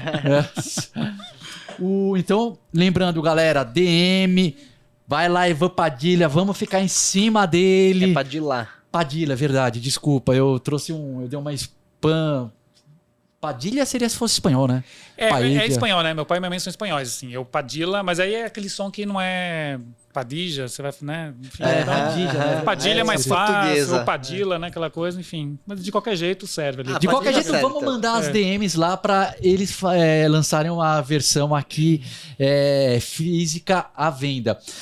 E aproveitando isso, nossa, cara, eu tinha uma pergunta que eu ia fazer agora que estava aqui na minha cabeça e deu branco. Rapaz, vai fazendo, Silvis. Cara, então, os desafios que vocês encontraram para fazer esse guia aqui, Ivan, eu queria saber em relação aos guias anteriores, porque o último que vocês lançaram foi em 2019. Foi 2019. Aí de lá pra cá, vocês ficaram 2 anos sem lançar. A gente ficou 2 anos sem lançar. E aí, mas o bom é isso, assim, quando a gente foi pro mercado, o que a gente viu? Por que a gente resolveu lançar? Primeiro, porque é um produto interessante, porque a gente achou que era um produto vendável, que a gente conseguiria ali uma receita com ele. Então a gente fez uma apresentaçãozinha ali do projeto e foi pro mercado. O mercado ainda tinha fresco na memória, assim, conhecia muito. Claro, e são as pessoas das marcas com quem a gente conversa, enfim, já entravam antes no guia do estilo. E falou, pô, que legal. A parte de ir para um mailing, do impresso ir para um mailing, foi interessante para eles também. Então, assim, não foi difícil colocar a venda. Assim. Tá. E mesmo o conceito de não estilo, isso acabou surgindo até da conversa com eles, assim, com as marcas, e entre nós, e como a gente faz, mas será que a gente fica com aquela cara de 2019, não sei o quê? E aí foi que a gente foi adaptando ali e tal. E foi super bem sucedido, porque entraram 7 marcas aí nesse guia. Sim. Quando você fala colocar a venda, é pro comercial, exatamente, né? Não pro público. Exatamente, para publicidade ali. Entendi. Então, para a gente colocar no mercado, para os anunciantes entrarem, que é quem vai pagar no fim. Mas por que em 2020 e 2021 vocês não fizeram? Porque era começo, putz, assim, você imagina assim, um título como Exame entra para um grupo como o BTG, que também lança outras frentes junto com o título Exame. Então, não é só, a gente não tem só editorial. A gente tem uma parte de cursos e tinha uma parte de relatórios. Então, eram 3 frentes de negócios debaixo do chapéu Exame. A parte de relatórios, no fim, acabou saindo. Hoje está dentro do BTG, mas a gente tem a parte de cursos, que é super forte também. Um investimento em digital forte. Então, a parte de BI, SEO, tal, que a gente não tinha. A parte de Inside Sales, enfim. Então, teve toda uma parte ali, novas áreas que foram criadas. Um posicionamento que a gente fala, assim, que é um posicionamento de dar muito fomento ao empreendedorismo. A gente fala hoje muito mais de... A gente faz menos uma análise macroeconômica e hoje mostra bons exemplos, assim, bons exemplos de empreendedorismo que tem sido feito, boas ações das empresas. Então, é muito mais um fomento que a gente quer dar para o setor produtivo. Então, no meio disso tudo... e a gente estava formando uma marca. Então, o primeiro ano de 2020 foi basicamente formar a marca Casual. A gente ficou meses formatando qual o nosso conceito, o que a gente ia fazer. Perfeito. Então, 2020 foi isso.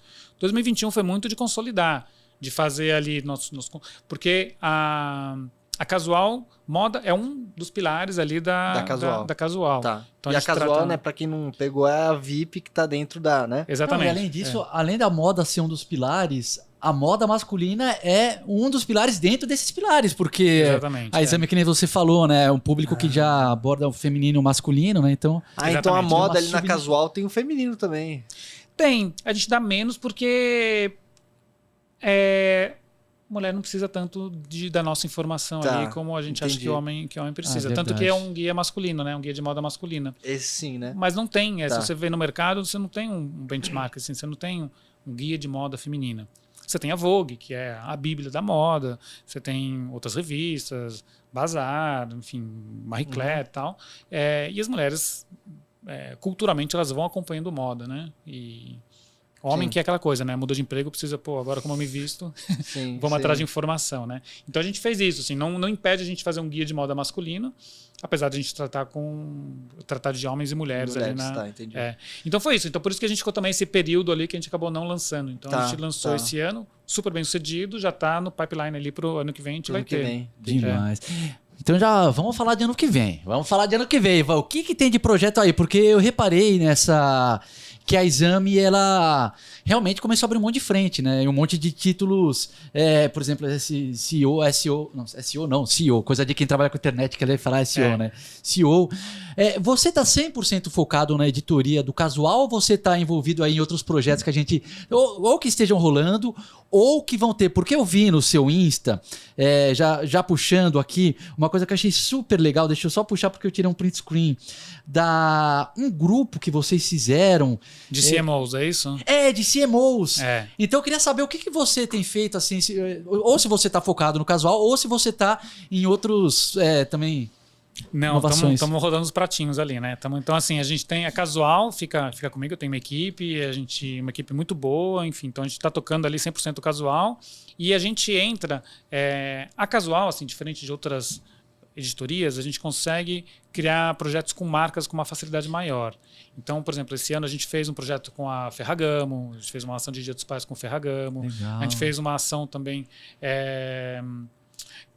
com Aramis a gente já fez, enfim, fez uma série de ações ali com marcas, a gente consegue fazer conteúdos ali para marcas. Mas eu fico com a parte de Casual e fico com a parte de projetos especiais, então alguns projetos especiais. Então a Exame CEO, por exemplo, é um deles. Então ela é uma edição temática. Então a CEO foi você também que fica comigo. Legal. Ela já existia na Abril. No primeiro ano também ela acabou não saindo e depois a gente relançou ela com apoio da Salesforce. Então, assim, ela é uma edição trimestral, sempre temática, ligada a algum assunto do mercado de trabalho. Então, essa daí é a liderança diversa. A gente lançou agora uma que é o futuro do trabalho, inclusão digital, enfim. Então, tem uma série de coisas, de temas que a gente vai abordando. Então, essa é uma coisa. O que você falou é um projeto muito legal, bem recente nosso, que é um clube de CMOs. A gente fez em parceria com uma agência, a Zimes, que é de um amigo meu, Marcelo Tripoli, que é um cara que adora moda também. Então, conheço ele desde do tempo da GQ. O que a gente fez? Assim, ele é um cara muito conectado com o mercado de marketing, principalmente marketing digital, e tem muito acesso aos CMOs das grandes empresas. CMO é Chief Marketing Office. Ah, tá. É quem cuida do marketing. Exatamente. Tá. Cuida do marketing. Um anglicismo aí que a gente importou ali e tal, que a gente usa. Mas é isso. O cara é o chefe de marketing das grandes empresas.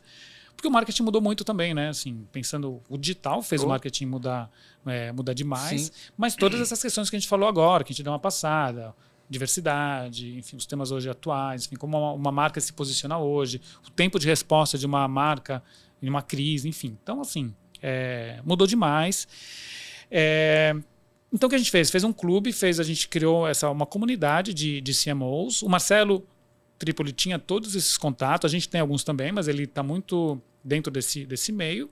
Mas o Exame tem um alcance muito grande, então a gente consegue dar uma visibilidade muito grande ali para o que a gente faz ali para esse grupo e para as discussões que a gente leva para esse grupo. Então, um grupo que a gente tem alguns sócios que são o nosso conselho, são 8 CMOs hoje que fazem parte desse conselho duro, mas ele é aberto para outros CMOs que querem entrar, que querem participar ali do clube. Num modelo de anuidade, a gente oferece jantares, oferece encontros de learning e algumas viagens também. Então, a gente vai, por exemplo, para o South by Southwest em março. A gente vai fazer junto com o grupo, a gente vai levar um grupo e fazer uma curadoria lá no South by Southwest, uma curadoria de conteúdo do que estiver rolando lá. Que legal, cara. Então, é um espaço de networking e troca de ideias incrível, cara. Putz, olha, vou te falar, assim, o primeiro encontro, a gente fez a gente fez um primeiro jantar que foi meio apresentação lá para esse conselho. O segundo que a gente fez, que a gente já trouxe convidados, foi muito bacana. A gente foi no Beef Bar e a gente levou, estavam lá o CMO da Heineken, a CMO do TikTok, CMO da PepsiCo, a parte de Gatorade, e a da Braskem. Os 4, foi véspera do Rock in Rio, os 4 estavam com ações lá no Rock in Rio, cada um na sua área, eles não se conheciam entre eles. Puta, eles fizeram ali um grupinho ali na hora, assim, uma panelinha e tal. Saíram ações em conjunto, troca de experiências, trocaram o WhatsApp na hora e tal. Assim. Para eles falam assim, para mim já valeu, a anuidade já valeu, só com esse jantar aqui já me valeu assim. E foi um baita de um evento, uma puta exposição, vocês devem ter acompanhado ali, assim, todo mundo, parecia que só eu não tava no Rock in Rio, vocês deviam estar também, né? Sim. Não tava, mas eu tive a mesma impressão que você. Não, mas a gente mandou um dos nossos colaboradores pra ir cobrir lá 3 dias, velho. Então, pois é. Só que tava difícil pra pagar aqueles hotéis, meu Deus do céu, velho. Uma loucura, né? Loucura. Pois é, então só nós 3 ficamos fora do Rock in Rio, o Brasil inteiro tava lá dentro. Assim. E foi isso, e para eles o resultado depois no jantar seguinte foi quando eles se encontraram outra vez e foi que eles comentaram também o que eles tinham feito lá. Foi muito bacana. Você pode, para participar, para se inscrever, para fazer parte daí, eu vi que vocês têm uma curadoria, uma seleção ali das empresas, né? É lá no site da Exame, tem o link no seu perfil, né? No seu Instagram. Sim, tem um link, a gente faz bom, esse conselho ali também, eles acabam, a ideia é que a gente tem assim, CMOs de empresas não de perfil parecido, porque são de várias áreas, mas de tamanho diferente, de investimento de mídia parecido ali, sabe? Que tem assim, que faça sentido eles estarem juntos ali, né? O clube, no fim das contas, é isso, né? O clube são pessoas que têm um perfil ali, enfim, alguns pontos em comum ali para você tá junto.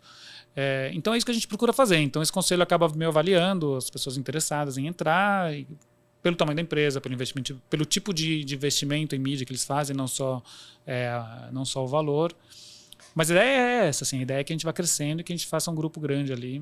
E vocês pensam em fazer outros grupos? Porque esse é o de CMO, mas eu fico pensando, poderia muito bem ter um grupo de, sei lá, de tudo, na verdade, né? De tudo. O que pode ter grupo? Recursos humanos e inclusive de moda, assim mesmo, ali também. Porque eu penso assim, um de empreendedorismo, assim, de empresas...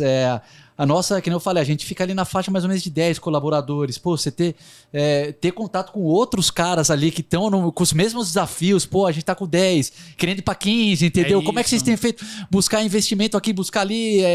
É uma coisa que, se um dia tiver, assim, de empresas desse porte, assim, mais ou menos de 10, eu ia adorar, cara, participar.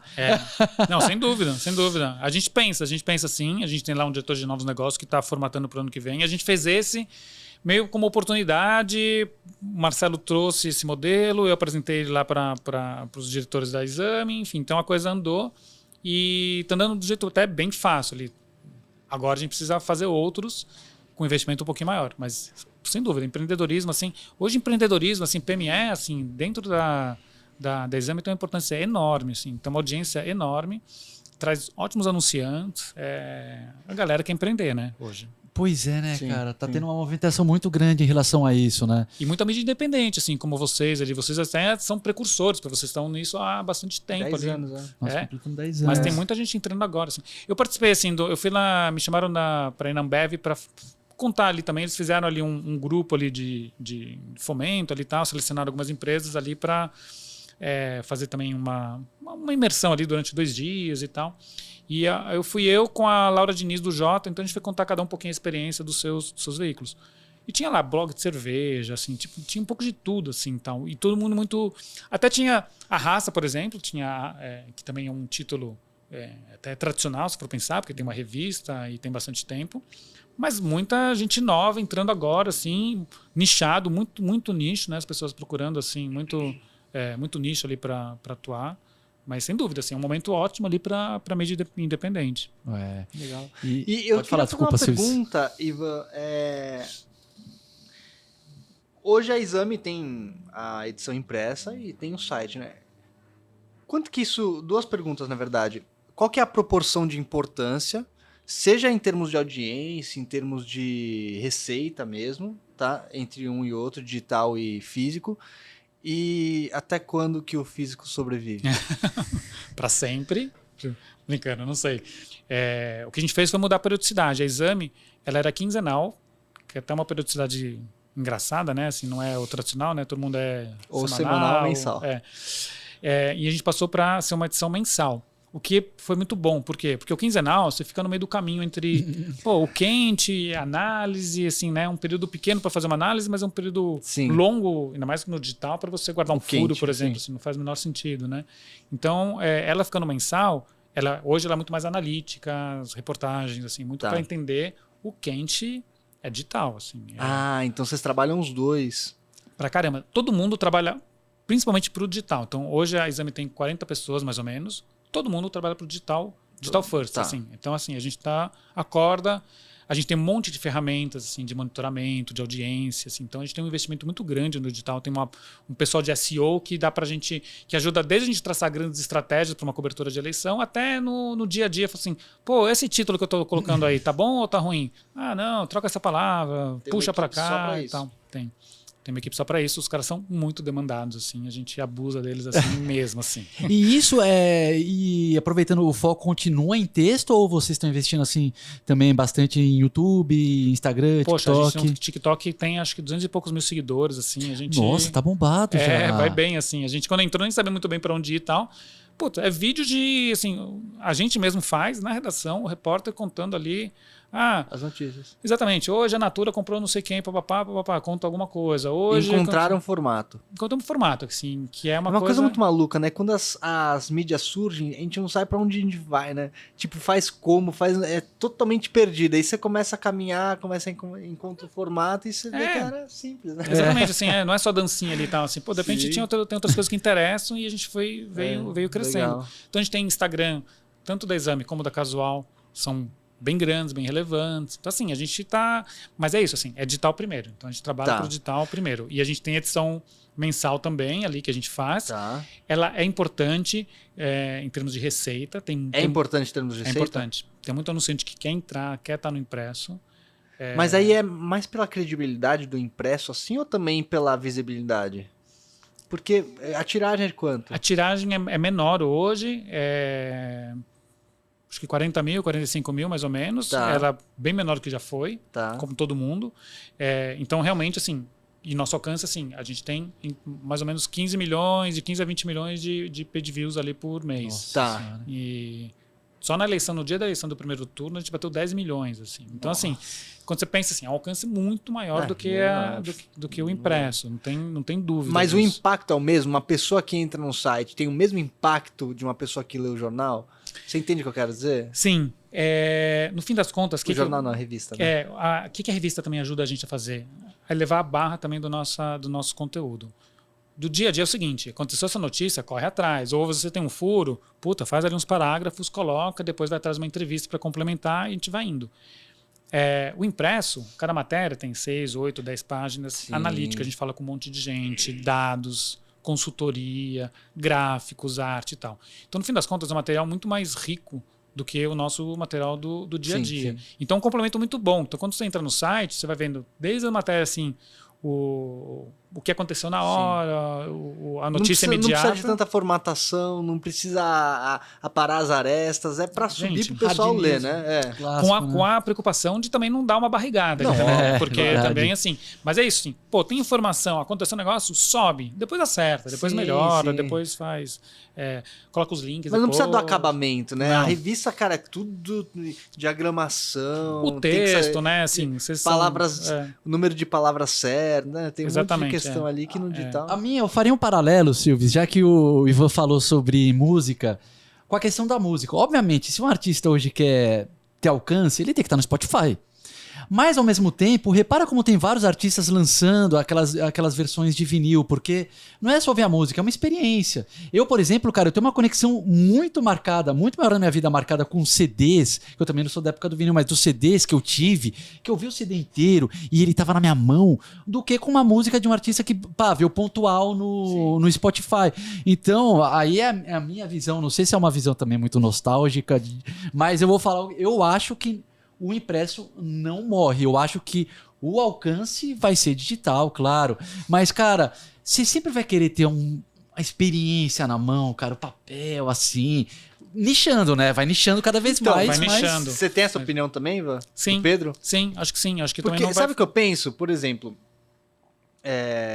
a nossa opinião é uma coisa, mas e a opinião de quem tem 15 anos hoje, que daqui a pouco vai ter 30 e 40, que vão ser essas pessoas que vão consumir, né? Daqui a pouco a gente não tá mais aqui, mas as pessoas que estão nascendo agora vão estar. Pode ser, mas um paralelo do vinil, por exemplo, quem está comprando vinil hoje? É uma molecada também que está comprando vinil, que redescobriu o prazer do Bom vinil. ponto. A gente não sabe o que vai acontecer com o papel? Menor ideia. Então, Tomara que sim, pode ser que Porque não. você gosta pela nostalgia, pela sua experiência de vida. Os adolescentes hoje, no vinil, beleza, mas eles não têm muita experiência com papel, Eu tenho um filho de 14 anos, assim, eu dou matéria no papel para ele, eu, assim, levo revista para casa e eu assino o jornal no fim de semana. Aquela Aham. coisa assim, né, durante a semana só digital. Eu pego uma matéria assim de fim de semana, dou para ele, falo, nem vem com esse papel para mim, você me manda o link. Assim, ele não... E isso que ele tem um background de uma família, né, que tá no mercado. Imagine quem não tem, então. Sim, sim. Mas Então- peraí, agora um ponto que eu vou me colocar num lugar não de produtor, mas de consumidor. Quando a gente compra a roupa de uma marca. Uma coisa é chegar só a sacolinha. Eles poderiam fazer só o produto lá e, sei lá, colocar um QR Code para qualquer negócio. Agora, quando chega com o perfuminho da marca, a experiência, que a gente já começa a se conectar. A reserva tá com um perfume mó gostoso, velho. Chega os pacotes da reserva, eu sinto. E daí tem uma cartinha. E sabe, impressa. E agora eu tô pensando como consumidor, tá, Silvio? Cara, eu adoro isso, cara. Eu acho uma delícia pegar uma coisa física. Eu não tô falando só de revista, tá? Eu tô falando coisas físicas como um todo. Eu acho que... Não, Não. concordo, mas acho que a comparação, ela... Não sei se ela é válida, Pedro, porque a gente tá falando Pode de ser. revista e você tá falando de um produto que você tá comprando. Posso da tá experiência errado, tudo, sim. Enfim, É, não sei, é uma tentando traçar discussão um paralelo boa. com moda, que é até o assunto nosso aqui, mas pensando nisso, hoje as marcas, tem marca nativa digital que está indo para o físico agora, abrindo loja física. Tem. A compra começa no WhatsApp, vai para o site e termina com o cara retirando o produto Na na loja. loja. É verdade, a né? Amaro fez um puta sucesso com esse formato, né? É. A gente, inclusive, a gente no Moda Masculina, a gente tem um... É que não chega a ser físico, mas a gente fez um jornalzinho que é em PDF. É que daí tem a questão da distribuição, no teu orçamento, mas eu sou louco pra imprimir. Depois eu vou te mandar o... Mas a gente fazia de gravaçãozinha Manda, como se fosse um jornalzinho de Não, verdade. E a galera gosta, Silvis. Gosta. A galera vê, tipo, a diagramaçãozinha assim, sei lá, eu curto muito. Olha, cara. mas faz um orçamento, porque talvez valha a pena, viu? Se tiver alguém ali pra um sponsor ali, assim, Verdade, porque não né, é tanto cara? assim, viu? Colocar Tem a mão no alguns, né? jornalzinho. Tem, o Vitor Collor tem, né? Ele vai relançar o jornal Ele dele. vai lançar, cara, era lindo vai esse relançar. jornal do Vitor Collor de Mello, cara. Você sabe qual que é esse jornal? Que é o formato tabloide mais altinho, e ele é fotógrafo. É Nem sei se você podia estar falando maravilhoso. isso agora, que ele é meu amigo, ele contou, assim, mas acho que sim, acho que podia contar assim. Mas ele falou que vai relançar agora, assim. Não, Tá, bom, dá um furo aqui, Demos um furo jornalístico. aqui, é. Desculpa aí, mas Vitor, qualquer coisa. Não, mas então pronto, o Vitor já tá convidado pra vir aqui, então, gravar Pô, com vocês a têm que gente trazer e ele, o contar cara do mais jornal. estiloso que existe aí no mercado. Aí, Então traz ele pronto, pra cá. Vitor, ó, vamos aqui fazer um episódio falando do relançamento do seu jornal e adorei, cara, porque eu gostava desse jornalzinho dele, lindo, cara, os ensaios, ele fazia um ensaio de carro, assim, até os... O cara é fotógrafo, né, o bagulho é diferenciado, né? Mas não é tão caro por isso. Até, bom, se quiser, até mando depois pra vocês o orçamento, assim. Mas quando a gente fez essa tiragem aqui, não foi tão caro, não foi absurdo, assim, de mesmo? falar, pô, inviável e tal. Não, Eu fiquei com vontade, cara, porque a gente já tem Legal. tipo umas 30 edições, é tudo em PDF bonitinho, mas falou, pô... Faz uma, deixa em umas lojas em alguns Verdade, lugares, verdade. enfim, né, se vocês não quiserem vender, enfim, aí... Mas Você me inspirou, agora que você trouxe aqui o papel, né? aqui, eu tô me sentindo animado pra fazer o nosso papel também. Eu quero perguntar pra você, aproveitando a sua experiência aí que você tem nesse meio. Hoje em dia, as marcas quando querem anunciar, elas querem saber muito o retorno de conversão, sim. né? Uhum. Isso sempre foi assim, porque eu tenho a impressão de que as marcas grandes, elas não pensam muito na conversão, elas pensam no branding, no awareness, né, de alcançar, de impactar as pessoas, e a conversão vem como uma consequência. Hoje, até por a gente ter uma explosão gigantesca de marcas pequenas e médias que não podem se dar tanto ao luxo de não pensar na conversão, elas estão muito focadas na conversão. Mas no físico, no impresso, é até mais difícil você mensurar a conversão, né? Sim. E como é que era antigamente? Como é que continua sendo isso no impresso hoje? As marcas buscam essa conversão? Cara, antes assim, vou te falar, assim, até, sabe, talvez 5, 6 anos atrás, era só branding mesmo, assim, era uma coisa assim, a marca tinha um budget ali, o que ela fazia com isso, você tinha muito menos possibilidades também, assim, muito menos mídias digitais e tal, acabavam fazendo. As marcas gringas tinham orientação de fazer anúncio com títulos internacionais, então é isso, assim, uma marca de moda vai fazer Vogue, assim, de fora, sabe? Sim. Então era muito isso. Cada vez mais as marcas querem conversão. O que é pra gente aqui, assim, uma coisa muito complicada, porque como é que você garante que vai ter conversão? Você garante... A visibilidade. Você pode garantir audiência, também você não pode garantir audiência, porque você tá colocando algo que você acha que vai ter interesse.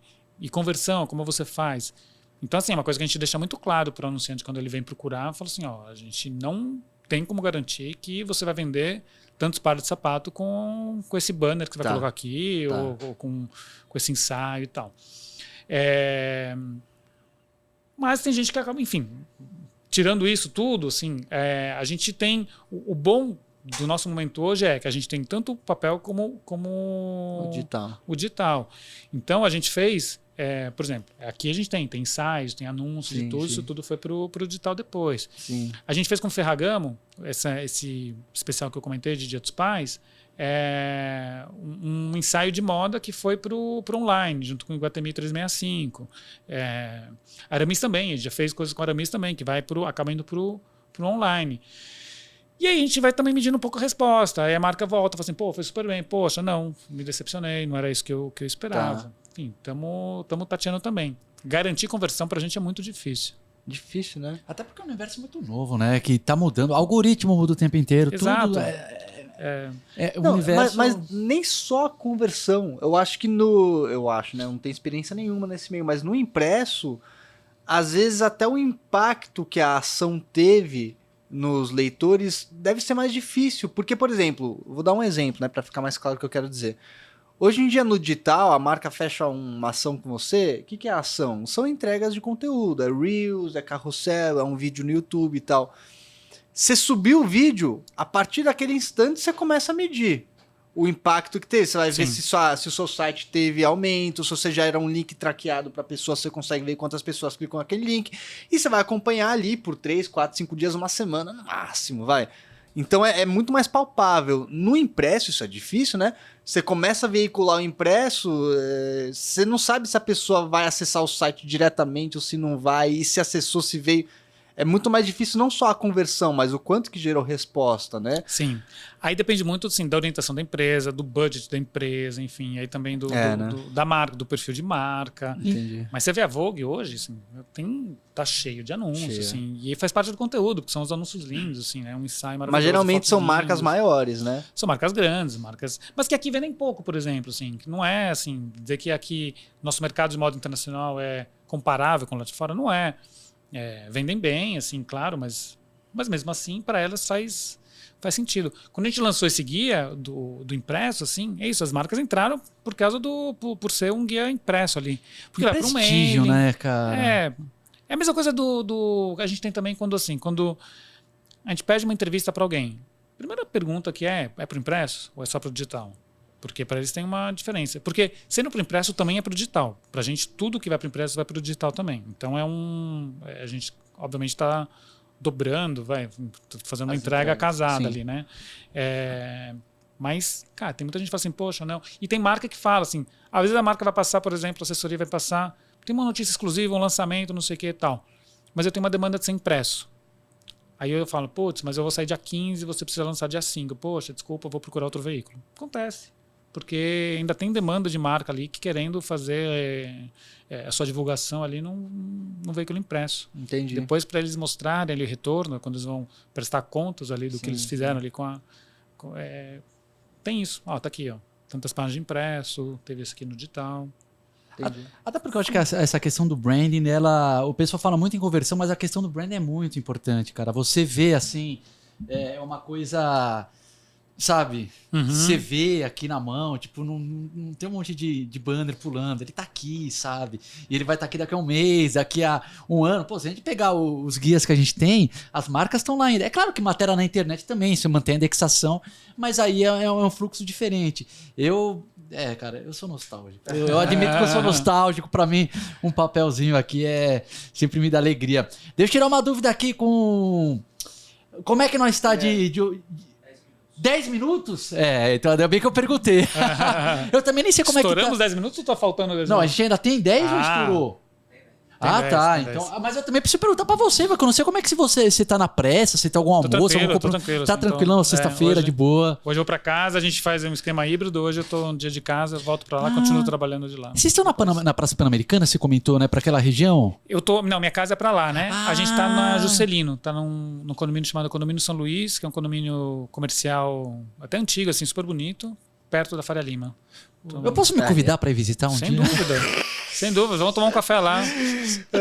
E a gente tem um estúdio bonito como esse também. Tem estúdio de gravação, assim, porque a gente tem investido muito em vídeo também. Que legal, Vamos lá tomar um café lá. Cara, porque assim, eu vou ser sincero, hein, senhores? Vou abrir o coração aqui. Eu gosto de moda. O Pedro tá emocionado no podcast de hoje, não é que quando gente? assim, vem jornalista falar assim, cara, pra mim jornalismo é uma coisa que mexe muito comigo. Então é uma relação diferente, cara, que eu tenho. Pra mim o jornalismo vem acima da moda com certeza, cara. Tá no seu sangue aí, né? Se eu tivesse que abandonar um dos dois, Pedro, você quer abandonar a moda ou o jornalismo? Eu preferia andar na moda...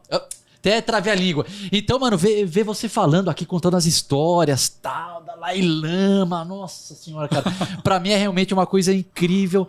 E já que eu me convidei, eu também quero te convidar pra ir conhecer lá nosso escritório. Sem dúvida. Porque a gente grava aqui no Tchê, o podcast, mas a gente tem um escritorinho lá, com uma salinha também. Não é Juscelino com a Faria Lima, mas é bonitinho também. Sem dúvida. É digno. Sem dúvida. É no Butantã, né? É no Butantã, pertinho da estação, cara. E a gente... E aquele negócio de empresa pequena, a gente vai construindo tudo meio assim, às vezes na mão, né? Precisamos colocar uma iluminação nova, tal, coloca, tal. Então... mas aí é a graça, né? Essa é a graça. Startup ali, é isso ali, né? De ir fazendo, Você sabe que esses dias eu até tava, meio cansado, cara, de olhar pra tela de computador, porque você sabe, né? Férias começa a ficar difícil. Quando o jornalismo já é difícil tirar férias, ainda mais quando a empresa é nossa, você vai ficando muito tempo sem tirar. Eu falei assim, cara, eu preciso de uns 2 dias sem entrar na tela do computador. peguei e reformei uma sala lá, uma parede. É. Peguei, comprei um negócio, pintei a parede, eu nem sei o nome era uma coisa que escurece madeira. Furei, coloquei cortina, tal. Então, cara, fiquei renovado. Desconectou. Nossa, cara, eu fiquei renovado de tirar o olho da tela, cara. Fiquei renovado. Precisa mesmo. É. Então, acho que já que tem mais 10 minutos pra gente finalizar, você quer fazer alguma última, Silvis? Não. Eu queria perguntar se você, como Ivan agora mesmo, não como o editor da Exame, você, como Ivan Padilla, o que você pensa? Que você tem planos para o futuro? Você pensa em sair do Brasil um dia morar fora? Ou você precisa escrever um livro? O que você... Ou começar a fazer um esporte novo? A pessoa Ivan, em que momento que você está, pessoal, e o que você pensa aí pros... Ó, eu tenho 2 filhos, um de 14 e um de 9. Quem tem 2 filhos nessa idade, assim, já tem bastante emoção ali, já tem bastante coisa ali, assim. Rolando. Não, mas falando sério, tem alguns planos sim. Eu gosto muito do que eu faço, assim, é até difícil, porque todo mundo sempre fala, poxa, todo mundo tem que ter um plano B, um plano C. Eu consigo ter um plano A, assim, porque eu adoro o que eu faço. Assim, então, tenho planos, sim, de coisa para fazer, mas estão bem adormecidas, estão bem na gavetinha ali, assim, porque... no fim das contas, assim, trabalhar com informação é muito legal. Trabalhar com conteúdo é muito legal. Você está num lugar que fomenta, assim, que te impulsiona, porque no fim das contas, essa coisa do intraempreendedor e tal, é verdade, assim a gente lá na Exame, a gente trabalha por trilhas, então cada editoria, o que seria uma editoria tradicional numa revista, negócios, ESG, finanças, eles consideram como trilhas. Cada trilha tem uma estratégia diferente, que a gente foi criando junto com as outras áreas. Então, assim, a Casual está muito moldada ao que eu acredito assim, como um local de conteúdo de estilo de vida. Tanto na parte de conteúdo, como na parte da sustentabilidade do negócio mesmo, da viabilidade do negócio. A gente é super rentável. Então, assim, tenho maior orgulho, porque eu não sou muito do Excel ali. Eu abro um Word no começo do ano e vou colocando assim, os projetos que entraram, assim, que marca que entrou, com quanto dinheiro e o que fez, assim. Então, eu tô bem linhazinha de Word mesmo, assim, tal, e vou colocando. Pô, agora em outubro, eu vejo, assim, o documento, assim, tudo que a gente fez ali, com todas as marcas, o retorno que a gente teve das marcas, falando, poxa, esse conteúdo foi muito legal, isso aqui viralizou, isso aqui foi compartilhado por não sei quem, isso aqui teve esse alcance. Para mim é muito legal, porque tá tudo dentro do que a gente faz, é dentro do nosso conteúdo, não teve nada fora, a gente não tem apelação, não tem dancinha, não tem nada assim. É o conteúdo que a gente faz, mesmo que a gente, dos pilares que a gente trabalha na Casual, que são cultura, consumo, mas um consumo bem consciente, bem-estar, enfim, dentro disso tudo aqui, o conteúdo que a gente fez, a gente conseguiu trazer marcas que tiveram um bom resultado, super orgulho. Então, no fim das contas, assim, no fim do ano, quando eu olho assim, tudo que a gente fez, vai ser o 3º ano agora da Exame dentro do BTG. Pô, eu adoro. Então, para mim fica difícil pensar num plano B, assim, eu devia ser mais esperto, né? Eu devia já estar... Não, ou não. Mas eu nem falei do plano B, eu falei mesmo uma coisa de tipo mais de... Sei lá, pessoal, vou começar a fazer aula de tênis, vou aprender a jogar beach tênis, sabe? Tipo uma coisa meio mais light por mesmo. coincidência, eu joguei tênis com a minha infância, né? Dos 11 aos 17 anos, eu era federado, jogava campeonato aqui no interior e tal. Legal. Jogava dentro de São Paulo, tinha um grupo ali de amigos. Depois joguei meio prazer até uns 20 e poucos, aí larguei. Nunca mais, 2 ou 3 vezes na vida peguei na raquete. Caraca, Voltei a fazer aula mano. agora esse mês. Você voltou ou vai voltar? Voltei. Voltou. Já fiz 3 aulinhas ali com um grupo. Puta, E aí, lembrava de tudo? Foi engraçado que o professor tem a minha idade, assim, mais ou menos, tal, né? E aí você tem que escolher lá, né? No clube que eu sou sócio, são aulas em grupo, porque é super disputado ali o tênis. E eles pedem para você colocar um nível, né? Básico, intermediário, avançado. Eu falei, vou colocar avançado, né? Vamos ver que pé que eu tô. Eu coloquei avançado. Quando eu cheguei na aula, assim, o professor olhou para mim e falou assim, mas você joga? Eu falei, eu joguei muitos anos atrás. Vamos ver e tal. Aí a gente começou a jogar e tal, ele falou, pô, tá direitinho, tal, mas você joga um tênis antigo, né? porque um tênis antigo é um tênis com menos topspin, um tênis assim... Aquela um pouquinho empunhadura mais mais clássica, né? Um pouco clássico, mais jogo de fundo de chapado. quadra que eu gosto, ficar atrás do sabre ali, trocando bola e tal, não sei o que. Ele falou assim, Coisa. mas achei engraçado, ele falou, o jeito que ele falou. Ele assim, conseguiu identificar. você joga um assim. tênis antigo ali e tal, assim. Essa é boa. Mas, pô, tô adorando jogar meu tênis antigo. Pô, adorei, porque eu também jogo tênis, eu treinei quando eu era adolescente, joguei federação, daí aquele negócio da vida, joga um pouco, para um pouco. Sim. E agora de vez em quando eu tenho ido de final de semana no Vila Lobos. Tem umas quadrinhas lá super legais. Eu sempre falo pro Sivers ir comigo, porque tem um futebol do lado. O Sivers é boleiro. Mas é super bacana o tênis do Vila Lobos. Tem umas quadras lá, você chega, fica de próximo, vai jogando dupla. Eu vou te mandar um zap pra gente jogar tênis. Bom, Cara, tem duas quadrinhas lá, que são duas quadras que foram reformadas pelo Itaú, que é um joguinho pegado, assim, que os caras não gostam de perder, que é dupla, assim, você perde, vem a próxima e você vai lá pro fim da fila, você perdeu. mas digo, tem muita gente ali? Você demora muito Não, pra... nessa, dá- 30 minutinhos, 20, Ah, tranquilo. e daí você entrou, mas esse é um negócio, por isso que fica meio pegado, porque perdeu, você vai pro Entendi. fim da fila, mas Galera não 40 quer minutos sair, né? parado, então os caras querem continuar, e daí você vai ganhando, você pode ficar uma hora e meia, 2 horas, então a gente vai fazer uma dupla. Vamos lá, vamos Eu lá. e Ivan, a gente vai fazer uma dupla. Pô, vamos lá, fechou. Legal. É. Sensacional. Então eu queria agradecer aqui, sempre agradeço o Silves, aqui eu trabalho há 10 anos com esse doido aqui. Sou amigo há 20, 30? A gente é amigo desde que ele tem 6 30 anos, Silves. anos, Cara, eu preciso de um troféu, velho, pra aguentar o Silves, velho. Não, mas eu te amo, Silvani, eu te amo, Silvani. Sem Brincadeira. briga. Aí então nossas briguinhas que parece casal, né? Às vezes É. parece casal, viu, Ivan, cara? É mais... De birrinha ali e tal. E ele é o chato do casal, claro. Mas brincadeira, Silvio, sempre um prazer gravar contigo. Galera do Tia Podcast aqui, muito obrigado também. Adoro a estrutura. Ivan, cara, amei fazer esse episódio com você. Pô, que bom. Eu tava com medo de não ter subsídio. Porque Nossa, eu, assim, vendo quem já passou pra cá. O Silvan, assim, tanta gente Pô, mas da moda ali. você é o famoso monstro sagrado, Ivan.